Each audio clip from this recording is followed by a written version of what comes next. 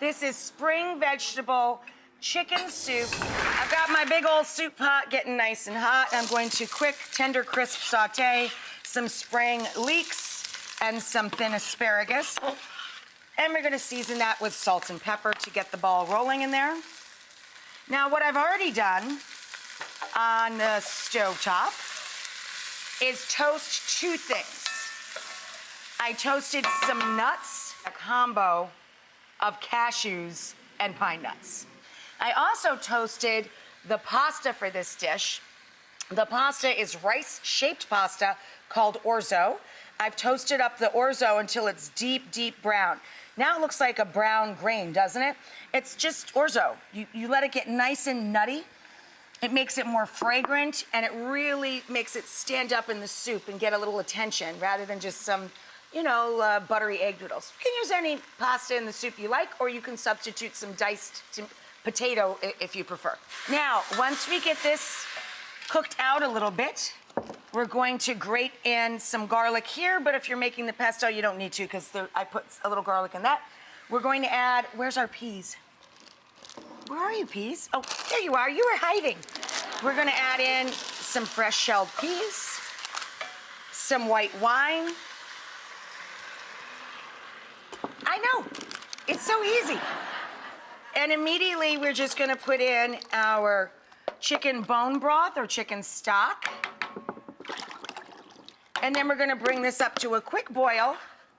It'll only take a couple minutes. As soon as your spring vegetable soup comes up to a boil, we add our toasted orzo and as little or as much of a rotisserie or poached chicken as you like. I'm gonna throw in about 3 cups. I love rotisserie chickens and I love to cook, obviously, right? And there are several days a week where I cook ahead for the week. But I still love the convenience of a rotisserie chicken because I can do so much with it. So we throw our chicken and our orzo in and we bring it back up to a boil and let the orzo cook about 6 minutes till it's al dente. Take the soup off and add lemon zest and juice. So we're gonna stir in a pesto that has a lot of lemon flavor in it. So same deal. Now that's delicious by itself. And you can use just a spoonful of store-bought pesto of any variety to finish the soup. If you want to make the fresh pesto, this one is delicious and you can make a double batch. It defrosts very quickly and you can keep it in the freezer. So I start out with a fat handful each of cashews and pine nuts, toasted to develop their flavor, right? My herb combination for this, I love basil, okay, our basil tops, and licoricey tarragon. A small handful of mint leaves and a big handful of grassy, citrusy, flat leaf parsley.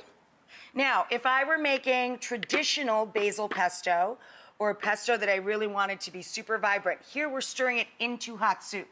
If you're just tossing it with hot pasta, I would take the extra step of blanching it, a few seconds in and out of salted, boiling water, and then into an ice bath. It makes the color even brighter, and it gives it a really rich bang for your buck when it comes to the flavor. In this case, I'm gonna stir it into the soup. I'm taking kind of a shortcut here. A little bit of crushed red pepper flake, lemon zest and juice. Then we're going to grate in some garlic. Sometimes the food processor can miss a chunk, so I like to take a couple extra seconds and grate it on the zester side of my handheld grater here so that we know we're pasting the garlic as it's being added to the bowl. And you know the drill now, right? A little cheese, Parmigiano Reggiano, a pinch of salt. Turn the sucker, pulse it first to get it going, then turn the sucker on and stream in your olive oil until it pulls away from the sides. This is spring vegetable chicken soup with asparagus, leeks, fresh peas. I mean, it's glorious just like this because it's got toasted pasta running all through it, the toasted orzo and the chicken.